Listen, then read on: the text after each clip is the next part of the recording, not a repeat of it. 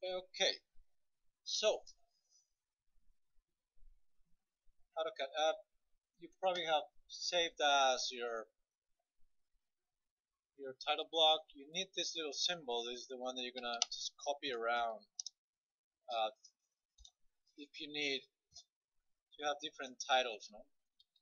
You can have the axis here, the plan on top, and then the legend, etc.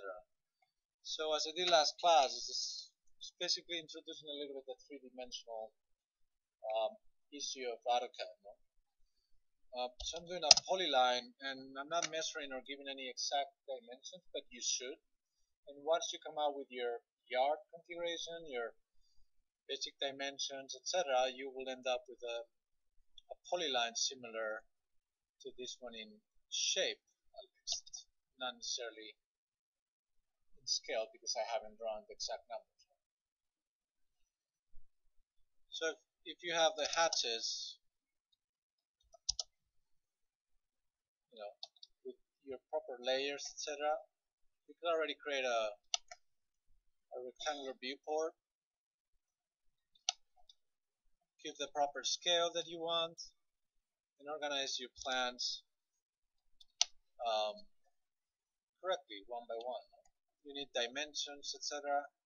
So again, you probably, because you did already the site plan previous week, you probably already have the proper dimension styles that you can use, etc., etc. Just remember that I'm a little bit picky about how these dimension styles are, so just make sure that they're aligned on top, that they're not a mess, that they're clean and in order. Okay. Uh, Make sure that you're using private fractions. So if you want to change that, you would go to drawing utilities and units, and change here the units. You're good with inches, but you want to use the architectural one, for example. Here, say OK. Now to change the dimension style, as you know, you go to annotations and you change here, manage dimension styles, and you change the whole configuration by saying modify. You can create a new one if you want first. Otherwise, you just change, no? Textile, how it fits, um, primary units. You can say here again architectural if you want fractions. Um, you can say over dimension styles, and you can change different configurations. The text could be aligned, etc., etc. Okay, until you have a proper one. You should definitely use layers for every independent object in AutoCAD. So the hats could be a layer, dimensions should be a layer, etc., etc. So good. At this point, we need to introduce the idea of three-dimensionality in AutoCAD. So you can either save this one because this is going to be where you put everything. For example, let's put it in the desktop. I mean, there's obviously multiple ways to do this. Base and like sheet 4, for example, where you give a number, and then you can create a new template and start working in 3D over there. So let's save as and call it, for example, sheet 4 3D or something. Okay. So once you're in the 3D interface, you have a couple ingredients that are good to know. Is that the interface of AutoCAD could be changed completely. All these buttons that you see in the top, this is from the drafting world of AutoCAD. If you select this kind of a little gear, mechanical gear, or sometimes here in the top you have a little sentence that says drafting annotation, you can change it to 3D basics or 3D modeling. What that does is reshuffle all the button configuration and give you many options for three-dimensional creation, modification of different parts. Okay. So you have the classic little box here in the top right. You can use it if you want by clicking on the little parts of the box, or you can just press Shift and the center button. Okay. Now get used to this. Shift and center button is also orbitating in Revit, and you're going to be orbitating like crazy later on. So the sooner you start getting comfortable about shift center button, the better. No? Scroll, as you know, it's the same as zoom in, and still zoom extend and all the commands work the same. So if you know AutoCAD, you know three-dimensional AutoCAD quite well already. I'm gonna get rid of the hats because this is only the 3D environment that I'm gonna be working with. Same as in other programs such as Rhino or actually any other program, you can select polylines that are close, such as this one, and extrude it vertically.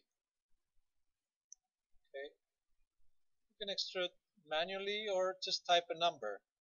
This is a good moment to know your first number, which is the maximum base height, base of the building. Okay, not the maximum of the overall building height, but the maximum of the base height. Okay, and I will type it there. I really don't know what number it is. Some of you have said 150, I believe. You go and figure it out. Okay, you press that number, and then you have a volume. Select. That way you can change, etc. with no problem. Okay. Good. Next, we need to know first the setbacks will be quite useful. So the setbacks, we can use the offset tool like in another software, and I'm going to just create lines and snapping. So you just turn on the snapping tools, snapping to the top parts of the 3D volume, and I'm creating a line here and doing an offset, as simple as that. Offset of, for example, somebody mentioned 10 or 15, no, for the setbacks in the narrow streets or wide streets. So 10, 20, whatever it is. You type the number, you select the line, and you do the offset. For in my case, because I draw the base of the plan, like just by eye, the offset is very big, but yours should be correct. So in my case, I'm just going to copy this and like imagine that is a correct offset. You will do that with the three lines that you have a street in front. You won't do it with the other areas, okay? So I will do another offset. I cannot do an offset. I'm just going to offset here, whatever dimension, and another line, offset here, whatever other dimension, okay? Somebody discovered already that there's a rear yard that you have to propose, okay? The rear yard is actually here somewhere. So read about it and find your way to know where it is, where it should be. That will obviously reconfigure your base extrusion.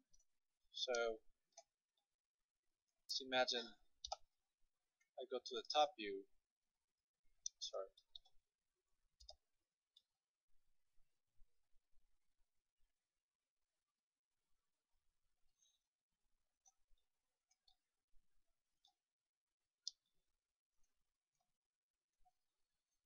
Let's imagine there's a rear yard somewhere over here, like a polyline with a hat somewhere here, okay? Then your volume extruded should not be extruded from the perimeter, but it should contain the rear yard offset towards the interior. Okay, so be careful with that. Again, the rear yard, if it exists and you have an offset here, then the polyline is going to have to be offsetted as well towards the outside. Okay, good.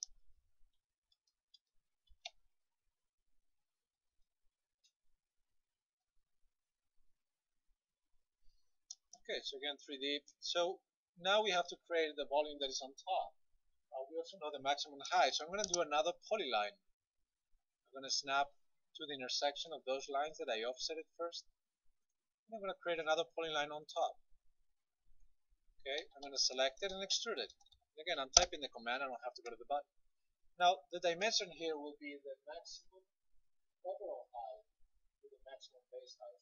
That's just fraction of those, no? So if it's 210 minus 150, you get 60. So you will place it there, and that would be your volume. I recommend probably deleting those working lines, like the offsets, because they just, they're not adding any value to this, and probably the working lines that we placed there.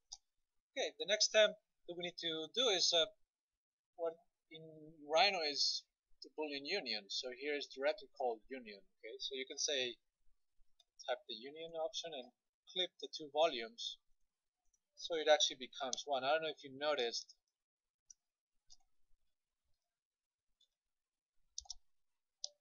but by making the union of these two volumes, these lines disappear, which makes a entire unique volume. Okay, the next step is getting a drawing out of this. Again, in Rhino is make to the, here is flat shot, as simple as that. Now the important question is that we're not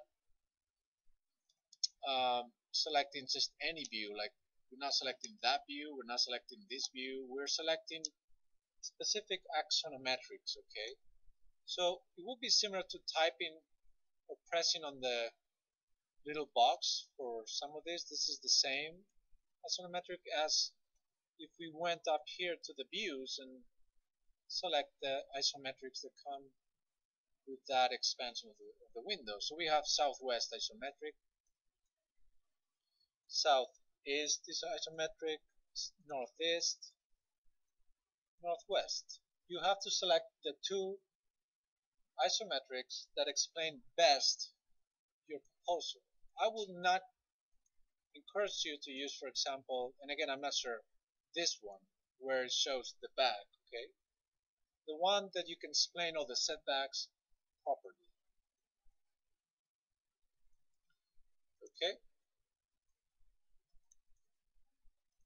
so once you have that, you need to do the sky exposure. I'm going to do that in a little other video, but it's basically the same idea of creating several lines. Let's say 5.6 or 7.2. Some of you have different dimensions for vertical in a Y street, so let's say 7.2. I'm going to do it manually again. And then you go 1.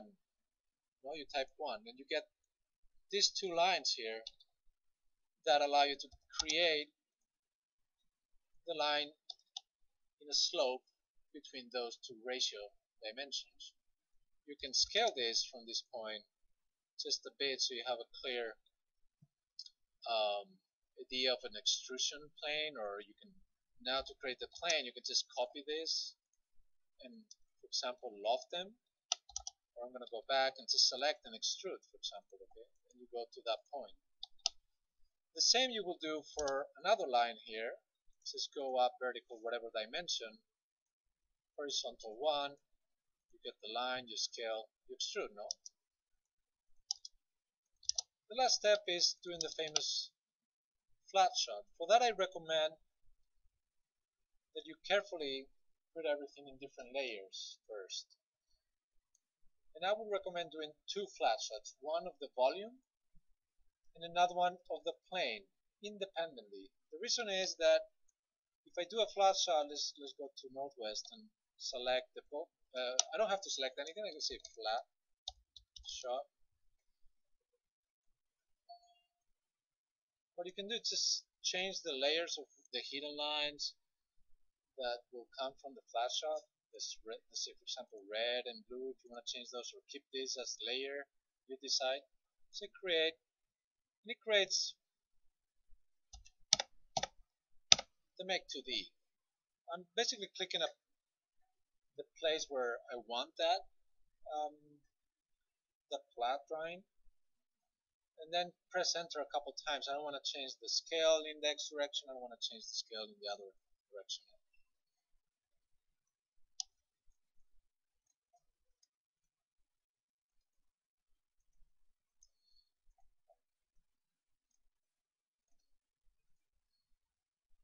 There you go. You have the drawing.